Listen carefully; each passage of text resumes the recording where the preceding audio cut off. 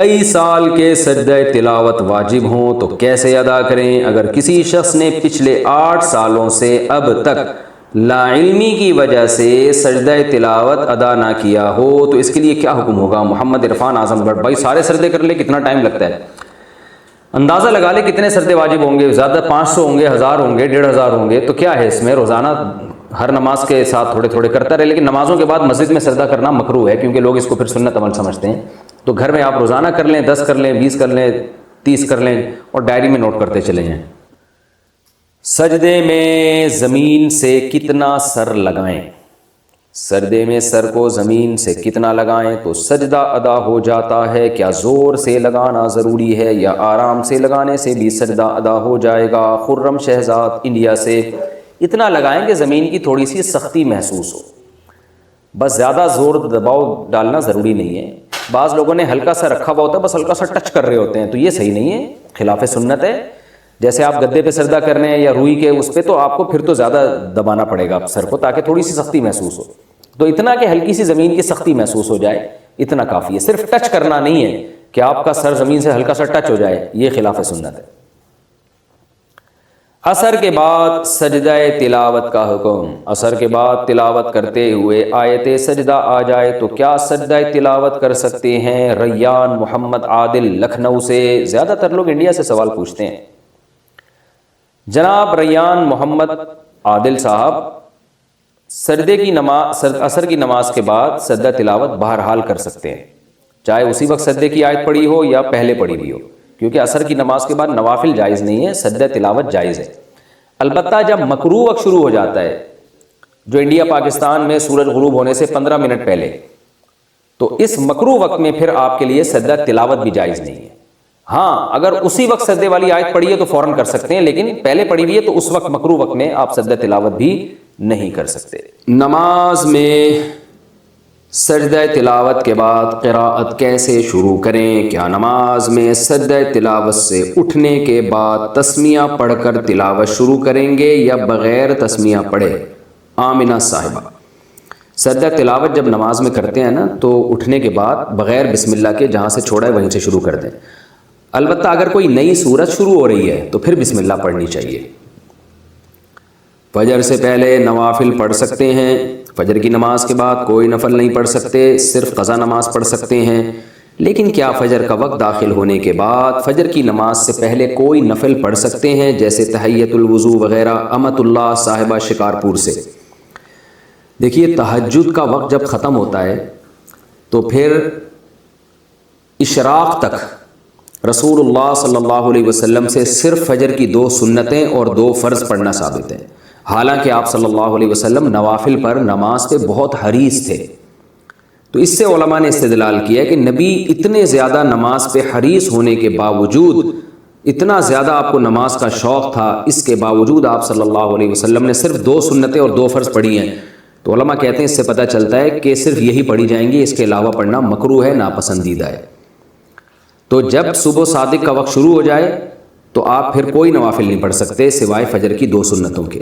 البتہ وہ نوافل جن کا کوئی سبب ہو، جیسے کسی نے وضو کیا ہے تو تحیۃ الوضو پڑھنا، یا مسجد میں داخل ہوا تو تحیۃ المسجد پڑھنا، تو یہ امام شافعی اور دوسرے امام احمد بن حنبل کے نزدیک تو یہ جائز ہے، لیکن امام ابو حنیفہ کے نزدیک یعنی حنفیہ کے نزدیک یہ بھی جائز نہیں ہے، کیونکہ وہ کہتے ہیں یہ بھی نوافل ہیں۔ تو یہ جو حدیث میں آتا ہے جب تم میں سے کوئی مسجد میں داخل ہو تو بیٹھنے سے پہلے 2 رکعت پڑھے، یا وضو کرے تو 2 رکعت پڑھے، تو یہ جو حدیث میں آتا ہے وہ کہتے ہیں اس سے وہ اوقات مراد ہیں جن میں نوافل پڑھنا مکروہ نہیں ہے۔ تو چونکہ فجر کی 2 سنتوں کے علاوہ نبی سے اور کچھ نماز ثابت نہیں ہے، تو اس لیے نہ اس میں تحیۃ المسجد پڑھی جائے گی، نہ تحیۃ الوضو حنفیہ کے نزدیک، اور عرب علماء کے نزدیک پڑھی جائے گی۔ تو اس لیے کہا جاتا ہے کہ ایک فقہ کو فالو کریں اور پھر سارے اسی کے مسائل پر عمل کریں اور دوسرے پر طنز و تشنیع نہ کریں۔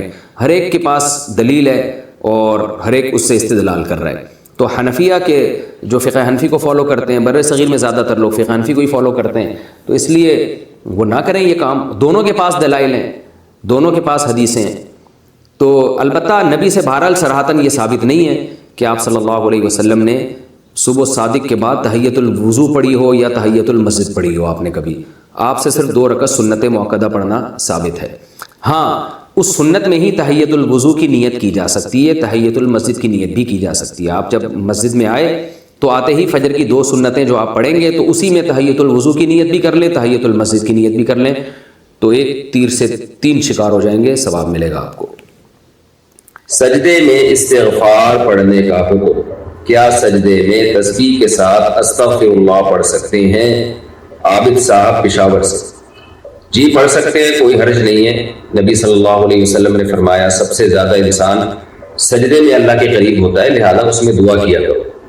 تو اس لیے سجدے میں کوئی بھی دعا مانگی جا سکتی ہے، لیکن وہ دعائیں جو کلام الناس کے مشابہ نہ ہو، عام لوگوں کے کلام کے مشابہ نہ ہو۔ پتہ چلا آپ سجدے میں جا کے آپ نے اللہ تعالیٰ سے گاڑیاں مانگنا شروع کر دی، اللہ تعالیٰ سے کہ آپ کا رشتہ اٹکا ہوا تھا وہ مانگنا شروع کر دیا آپ نے، کہ اللہ لڑکی کے ابا راضی ہو جائیں، لڑکے کے ابا راضی ہو جائیں، یہ چیزیں آپ نے، تو یہ لوگوں کے کلام جہاں مشابہت ہوگی نا وہ چیز نماز میں جائز نہیں۔ تو ہاں اس لیے یعنی الفاظ وہی الفاظ جو قرآن و سنت سے ثابت ہیں، وہ الفاظ سے دعا مانگ سکتے ہیں اور استغفار بھی۔ البتہ بہتر یہ ہے کہ فرض نماز کے سجدے میں سبحان ربی الاعلیٰ ہی پڑھا جائے، اس کے علاوہ کچھ نہ پڑھا جائے، بہتر یہی ہے۔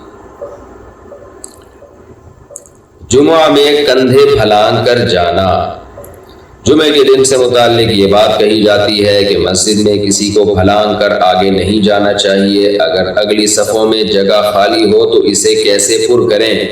عبید احمد انڈیا سے۔ جی حدیث میں صراحتاً اس سے منع کیا گیا ہے، اور خاص طور پر جمعے کی نماز کے بارے میں منع کیا گیا ہے کہ لوگوں کے کندھے پھلانگ کے آگے مت جائے انسان۔